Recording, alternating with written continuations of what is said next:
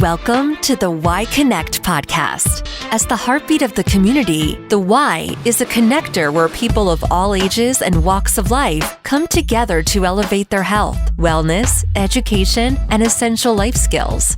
Hear the stories of impact and join the authentic conversations where together we'll discover the journeys and pathways people take to connect through the Y. Now your hosts, Zarina, Robert, and Allison. Good morning. Good morning. Good morning again. Good morning, How's everybody friends. doing? How's everybody's weekend? Wonderful. Good. It was great. We took our dogs to a dog park in Atlanta that we'd never been to. And we have a new puppy, so it was his first time. And he had a ball. And the old lady, our old 11-year-old golden doodle, sat there and barked at every dog. She just barked at them. She just wasn't into it. But it was fun. It was fun. How about you guys? My weekend was quiet. I actually was visited by my Spelman sister and her husband down from Macon, nice. Visiting their granddaughter. So always a great time fellowshipping with old classmates and just kind of reminiscing about our old times, our younger times at the AUC. Nice. I love that. But yeah, it was a quiet weekend. And like I said, just kind of getting ready for this weekend being Super Bowl week. Oh, wow. Yeah. Are you rooting for the Chiefs? I am a Chiefs fan. I am a Mahomes fan. I would like to see San Fran win. I would like to see another team win. And knowing the story of last year, knowing the story of going from Mr. Irrelevant to potentially going to the Super Bowl last year, but now making it this year, I would like to see that story ride itself out. Nice. Well, Zarina, do you have any opinion on who should no, win? because my team will not be showing up. So no. I may not even watch. But as far as the weekend, I celebrated my 17-year-old. My son just turned 17, so we had a nice, fun weekend. Yeah. Yep. But I tell you what, we're ready for today's episode and excited about this episode. It is titled Unleashing Potential with Y Youth Sports. Today, we're exploring how the Y shapes the future of our youth through sports, fostering teamwork, skill development, and personal growth. So let's jump right into the game and discover how we're nurturing potential, one goal, basket, and touchdown at a time. Joining us for the conversation is Executive Director of the Covington Family Y, Luli Haycap. Luli co-leads youth sports programming for the YMCA of Metro Atlanta and has been with the Y for 23 years. Luli, her husband Steve, and their Labrador Retriever, Mr. Utley, are known and beloved throughout the Covington community. In their spare time, they love to fish and hike. Rommel Rita is the Executive Director of the G. Cecil Pruitt Community Family Y in Canton and the Cherokee Outdoor Y in Woodstock. He co-leads youth sports programming for the association. He's been in his role for 4 years and 17 years with the YMCA movement. Rommel and his wife, Darlene, live in Cherokee County and have 3 children. Rocket, who is 16, Ella Alicia is 13, and 9-year-old Easton. Rommel shares he is passionate about making a positive impact and continuing to educate the community about the variety of resources his Y offers. Next, Regional Sports Director Scott Schottel is a native of Atlanta who started playing soccer at the South Decatur YMCA in 1976. He has coached soccer for more than 18 years, and all 5 of his children have participated in Y sports, camps, and learned how to swim at the Y. Scott has been a community engagement board member for the Y, as well as coached at the Covington and Northwest Cobb Family Ys. Many of the youth he first coached are finishing college and entering the workforce, and as well, growing older. He's watched them develop with instilled values of the Y. Welcome to Y Connect. Welcome all. Thank you. It's great to see all of you. Thank you so much. We're going to get started with Luli. Luli, could you provide an overview of youth sports? What do we offer here at the Y of Metro Atlanta? I would be happy to share what our Y offers in the way of youth sports. We are, depending on the location and facility of the branches. Our primary sports are soccer and basketball. Those are our biggest, but we also offer a variety, flag football, tennis, pickleball, volleyball, t-ball, softball, baseball, gymnastics, futsal, karate, wrestling, badminton, and hockey. So lots of those offerings throughout our association, but also in our summer camps, we offer sports camps and school break camps that are for sports specifically. So clinics and different pickup also involved with these. Absolutely. Something for everybody. Yes. Full gambit. Yes. Definitely a full gambit. This question is for Rommel. Rommel, how does the Y ensure that youth sports programs are accessible to all families, regardless of their financial situations? Well, the beautiful thing about the Y, we treat sports just like all our programs. We definitely try not to, we try to allow everyone to get into our programs through financial assistance. We are always looking for grants to help those families. And in all communities, I think we have the flexibility, regardless of situations, to give children and families opportunities within sports and other programs we offer. So exciting that the Y is able to open up its gamut and give kids and families opportunities to thrive. Great response. Wow. Great response. Quick follow up. How do you determine which sport per region or which sport per branch? Are they just a blanket of sports, or as Lulu? Well, yeah. So kind of what Lulu was alluding to, we listen to our community. Of course, a lot of the branches we do the regular sports that, a lot of Ys offer, your soccer, your basketballs, your flag footballs. For us, soccer is our biggest sport. But this year alone, we're dabbling into youth and adult pickleball programming. And just in the coming months, probably weeks, we're going to open up a badminton program.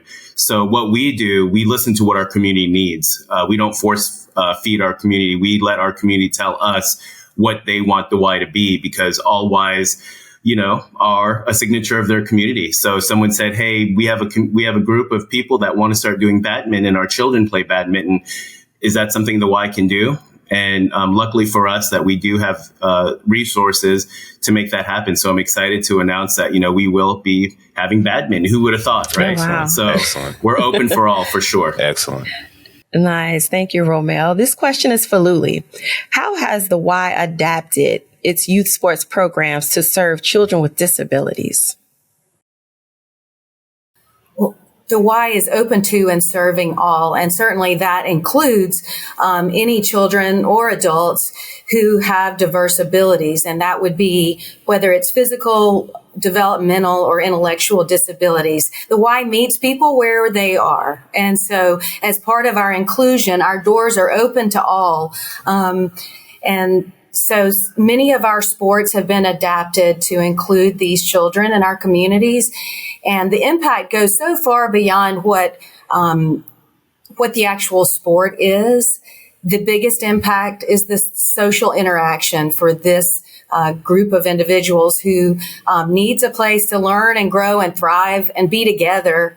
And so the Y celebrates this by providing opportunities where they can learn and grow and thrive together and be in community just like we all want to be.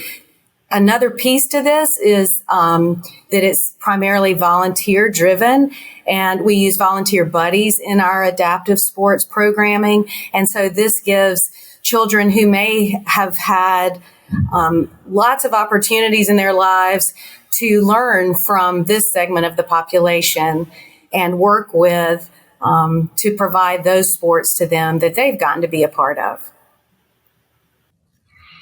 Luli, thank you. You speak to the role of volunteers. I'd love to ask Scott a little bit more about what that looks like from a coaching perspective.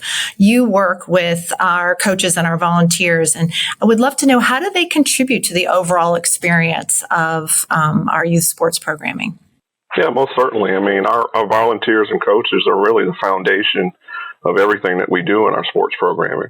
If done correctly, and we try to instill all the core values of the YMCA, not only with our coaches but our participants. They're learning how to be responsible, care about their teammates, and if we do this correctly, and these volunteers are able to instill that spirit that we share at the Y, then these are our future leaders and volunteers and coaches when those players become adults and look to return. And like myself, I mean, I started out as a Y kid, and just the memories of that were what made me want to come back and give and serve, as a mentor, as a coach, and just, become friends with these players and these families. I have numerous coaches that are in my program now that were players that played for me when they were teenagers. So, it's, a feather in my cap, because I feel like, it definitely worked out and played out the way it should. I love hearing that. Since 1976. Yeah. That's incredible, It Scott. is. Yeah, I'm not going to date myself. But I think that's a true definition of paying it forward. So I salute you for that. I definitely salute you for that. Rommel, what advice or resources do you offer to parents and guardians to help them support their children's participation in youth sports to ensure a positive experience? Well, I know that all branches do offer some type of volunteer training. I know that throughout their association, they do have to go through a very simple process to get through our volunteer checks through Volunteer Matters program that we run in our association. But not only that, each sports caters to volunteers and training them properly to be better coaches. And that's really, at the end of the day, what parents really, I would advise parents to do is support those coaches, because they are volunteers. They are volunteering their time. And for a lot of them, this is their first experience of even having to deal with kids, not theirs, right? And one thing I would advise, give them a chance, be open. And the best volunteers usually comes from those parents that see other people doing it. And then, once they're there, they're hooked at being volunteers. And then another thing that I would definitely give advice to is promote what we call like the circle of Y programming, right? Yes, you winter soccer, but did you know you could do swim in the summer? Did you know we have a karate program? And then what you do, then you keep that family in the Y. And then, those things tend to lead to other programming, other opportunities, not only for the families, for the parents, the kids, but for the parents. And the good thing about all our Ys is that we not only offer youth sports, we offer a whole gamut of youth programming to ensure, a more well-rounded individual for the community. So that's really our goal at the end of the day. Oh, wow. Okay, so my question will be for all three of you. Could you share a success story or a testimonial from a family who have benefited from the WISE youth sports programs? Luli, could we start with you? I love this question because there's so many success stories that we get to experience every day. But just recently, I was out at our soccer fields with a young man who is now a sports monitor for the Y. And we were talking about the impact of the Y and the stories we have. And he said, "I'm your Y story."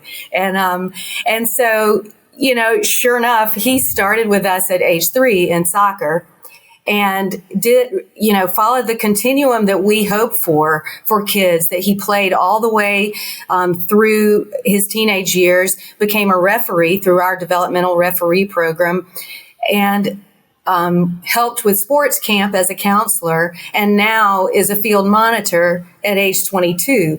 And so he and his family are definitely a success story for our Y because of the years of loyalty. His father was a volunteer coach, still is, helping with our soccer program. And so to me, he's the ideal success story of the Y. Love it.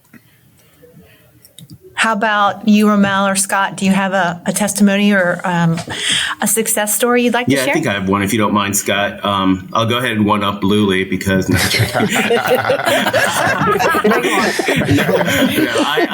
I actually have he's a board member now, but he started playing sports at the Cherokee Outdoor Y, became a camp counselor at the Cherokee Outdoor Y, then went to college and then kind of did life, and then eventually started a landscaping business, which then blew up in Woodstock. So he has some major contracts.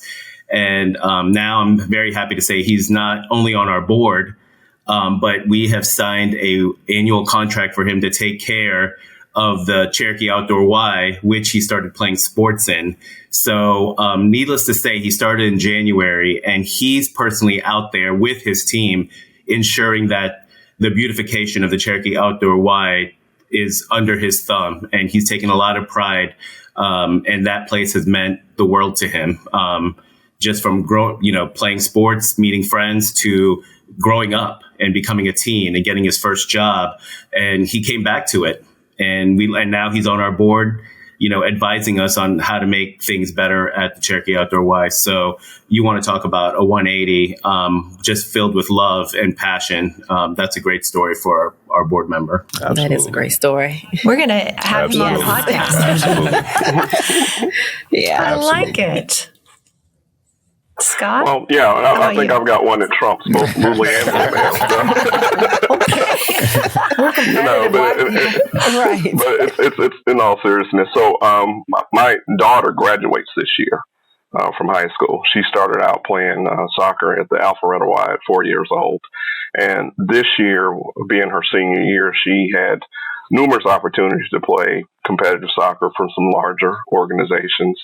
And, I wholeheartedly told her, I said, your senior year is about you, and you want to have fun in this way you want to. So the last day of trials, she showed up at trials, and I'm like, hey, what are you doing here? And she's like, I'm a Y kid. I'm going to finish what I started. Oh, wow. So she actually is signing on Wednesday a college scholarship to play at Concord University. Oh. So congratulations. Yes, full circle. congrats. I mean, this is what we do. Yeah. So I think that really is that story of I'm not going anywhere. I'm staying here. Mm-hmm. Love it. Oh, I love that. Scott, I'm going to stay with you for a minute. Luli spoke about adult sports at the beginning, and in an earlier episode, actually, we focused on the pickleball phenomenon that really has taken over and the growth of that sport. Are there other sports opportunities, particularly for adults, that you could speak to? Yeah, most certainly. We run numerous adult soccer programs for men and women, as well as adult kickball, volleyball, flag football, and tennis. I mean, there's a little something for everybody throughout the entire association. So I would encourage, if there is someone that's looking for something particular, as Rommel mentioned earlier, we're here to serve. Just let us know, and we'll try to make it happen. Absolutely. Fantastic. Thank you. Luli, we're going to focus a little bit on the upcoming U.S. Soccer Foundation and the World Cup of Atlanta, a World Cup coming to Atlanta. I was listening to sports radio over the weekend, and so they were talking about the possibility of, I guess, the different stages within the tournament that could possibly be within Atlanta. So can you share a little bit more of those details about the new partnership with the U.S. Soccer Foundation as we prepare to host the World Cup in Atlanta in 26? I'd love to. And you're right. So over the weekend, the dates were announced for Atlanta for the 2026 World Cup. And the Y is going to be at the forefront of all of this opportunity, because we are YMCA is Atlanta Soccer. And so we just, in the last year and a half, I believe, created a partnership with U.S. Soccer Foundation in preparation for the World Cup. And through that, we are being offered a coach mentor training to all of our volunteers, not just soccer volunteers. And we're hosting that on March 3rd in Atlanta. And then other programs, Soccer for Success curriculum, which we hope to be a part of, that will provide some consistency for all of our youth soccer programs across our Atlanta Association. There's also the possibility for a program called Just Ball, which is pickup for middle school kids. And we are hoping to be in line for mini pitches through this partnership for some of our Ys. So it's very exciting to be a part of it, and we are working with other Ys across the country in preparation for the World Cup. Love hearing that. Love hearing that. And if I could just ask a follow-up, Luli, you also have the opportunity of representing our Y with sports partnerships across the city. Are there some other partnerships? Now, we did have Andrew Saltzman on our show with Lauren and Kristen to talk about the recent Hawks patch partnership, certainly growing that partnership that we've had with the Atlanta Hawks for a long time. But other sports partnerships that you could illuminate for us? Yes, we absolutely are so thrilled about the ongoing partnership with the Atlanta Hawks that has been in place for many years, but now has gotten enhanced much more so. But we also have relationships with Atlanta Falcons, Atlanta United, Georgia Swarm, the Atlanta Gladiators, Atlanta Dream, Overtime Elite Basketball, and just recently coming on board is Atlanta Vibe Women's Professional Volleyball that we're very excited about. All of these organizations want so much to partner with the Y and help our organization and bring sports to children and families across the Atlanta area. And so it's really rewarding to be a part of these partnerships and see that they want to give back to the Y and they want their players and participants to integrate with the Y and provide clinics and funding and opportunities for our Y kids.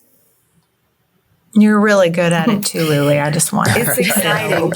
Well, thank you. It's a fun part of my job for sure. Well, thank you, Luli. Thanks. This question is for Rommel. How can families and community members get involved or support the Y's effort to provide accessible and enriching youth sport experiences? I think the number one way is just to show appreciation to our volunteers. That comes from the parents and comes from staff. I mean, we always are so grateful for our volunteers, our volunteer coaches, the time they've given up. And, I've always felt that sports is one of those things that teaches us life lessons at an early age that we can definitely take with us. And, the one thing that I think the Y prides itself is, we are a place that you can enter a sport at any age. I think the sports geography now has become so specialized that you must, you are taking like 3-5-year-olds and hoping that they're going to be the next, Chipper Jones or, next it player. But the Y still provides a nurturing place for people to enter a sport. The expectations aren't to be the next Chipper Jones. The expectations just to be a good human being and to learn lessons, meet friends, because those are the values that they'll take with them throughout their life. I'm okay being in a landing spot to introduce a sport. I've always tell parents, come to the Y and learn the sport. Fall in love with the sport that you want, because we offer a lot of sports.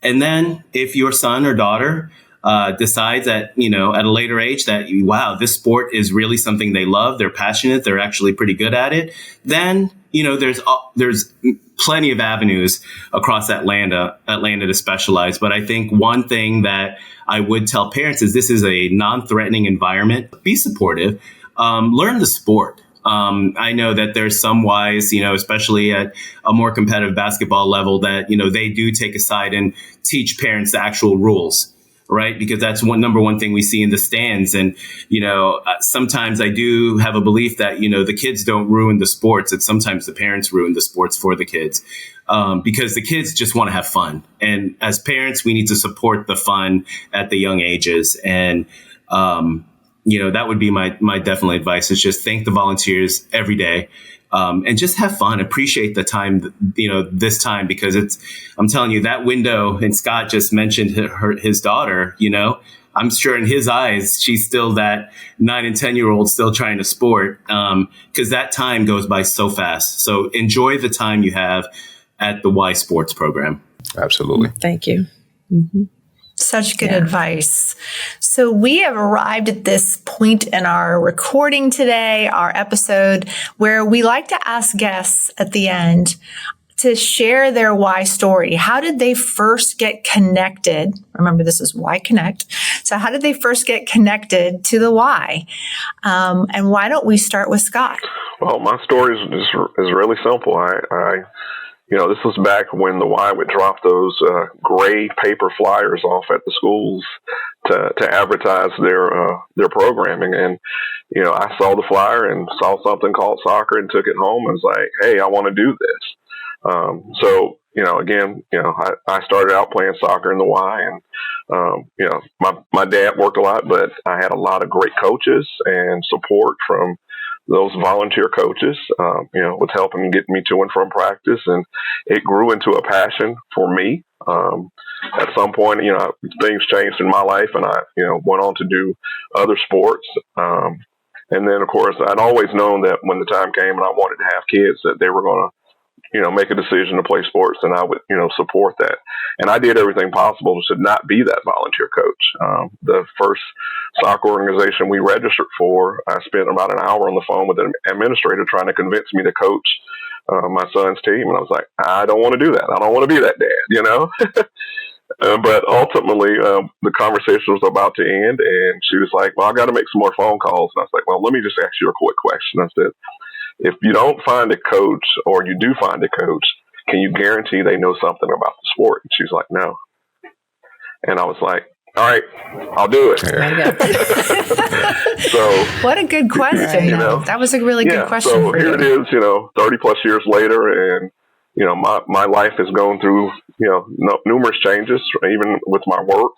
And, the opportunity was afforded to me to come work for the Y, and I can tell you that's been the best decision I've ever made, to really see beyond the impact that I was just making as a volunteer, but to see from the organizational standpoint of what we do and how we change the lives of so many. And there's nothing more heartwarming to see a kid that I interacted with when they were 3 years old that are now teenagers and come running up out of the blue and just hug me. And I'm like, hey, wait a minute, who are you?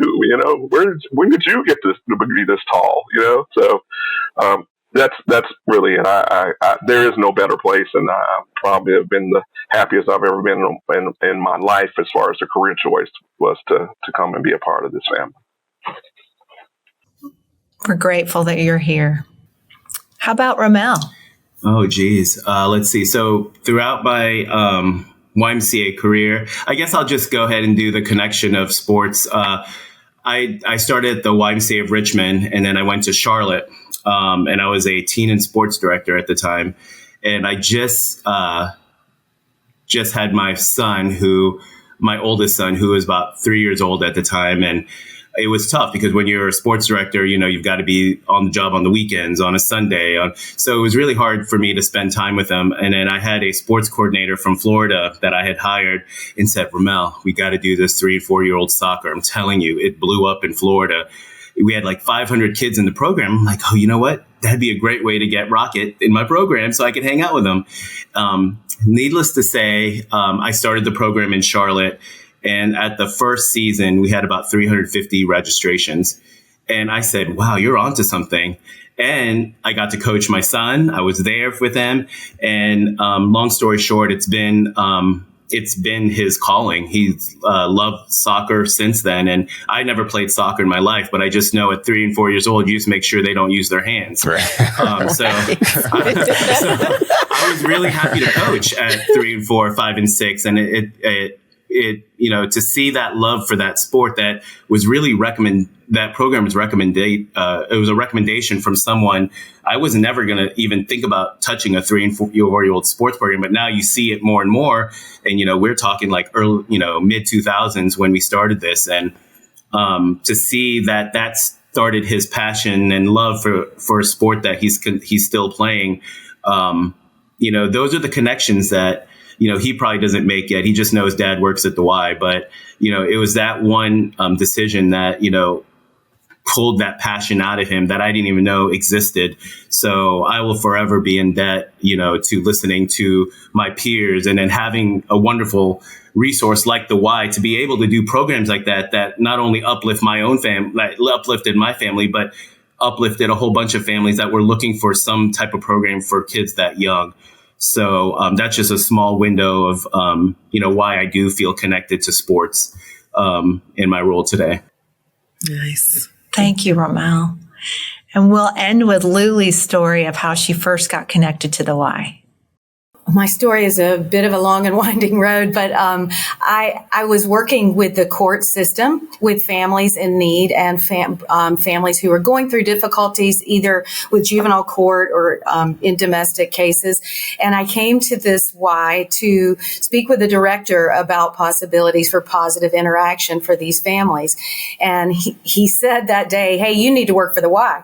And so ultimately, he put me on for 5 hours a week, connecting families as a community resource and getting kids involved in sports and after school care and summer day camp. So 5 hours a week went along, and it became 10. As it goes with the Y, it became 10 and then 20. And suddenly I found myself full time at the Y and still working some with the court system and as the membership director. And I was so motivated because I grew up in this community and there wasn't a Y when I grew up here. And so I wanted to be one of those kids that had the Y story that started on the soccer field. And so I became more and more motivated to provide those opportunities for our children and families, because sports particularly is such an equalizer, bringing all types of children together, no matter what their backgrounds or income levels. And so that, as we all know, is the most beautiful thing about the Y. And so I just became more and more motivated to do that, and then became the executive director of the Covington Y. And I did call the former director and say, "Hey, you were right. I was a Y person," because he kept saying, "You're fighting it. You're a Y person and you're fighting it." So he was right. I absolutely am a Y person. So I called him when I became executive director and told him he was right. He knew best. Oh, that is wonderful. Fantastic. Wow. We could keep going. Sure. I mean, each of you have such inspiring stories and the reasons why you got connected to the Y, why you stay, and then, what you hope for our communities and the work you do. Thank you so much for being who you are. And as being a sports person all my life, soccer was my very first sport in New York. I once I found football, I kind of stayed there, but I always said that soccer needed to be everybody's first sport. Regardless, across the board, it needs to be everybody's first sport, just based on what you learned from it, the team unity you build from it, the athleticism that you learn about yourself from playing that sport. But Rommel, I just want to touch on one thing that you mentioned earlier about just learning the sport. When my daughters, one played basketball and one played volleyball, I knew about basketball. But when my oldest daughter started playing volleyball, it was literally one of the members here who played volleyball collegiately that kind of helped me understand the sport. So when I went to go see the sport, I knew what I was talking about. I knew what I was looking at. The community within the Y, along with the volunteer, along with the coaches, the community at the Y plays a very big part, because you never really know who you're speaking with. And just out of random conversation, and I was like, "Oh yeah, my oldest daughter's playing volleyball. Oh, I played volleyball." Really? And it just became a full-fledged conversation. And she just became she became my oldest daughter's biggest advocate for playing volleyball. And another member became my youngest daughter's biggest advocate for playing basketball. So the community support that the Y gives is amazing. It truly is amazing. Yeah. The hours that you all spend after work, into the weekends, on our fields with youth across Atlanta, we can't thank you enough. Truly. Thank you guys so much. Thank you for listening to the Y Podcast. To continue the conversation or to find your closest Y, please connect with us at ymcaatlanta.org and sign up for our newsletter. healthy together.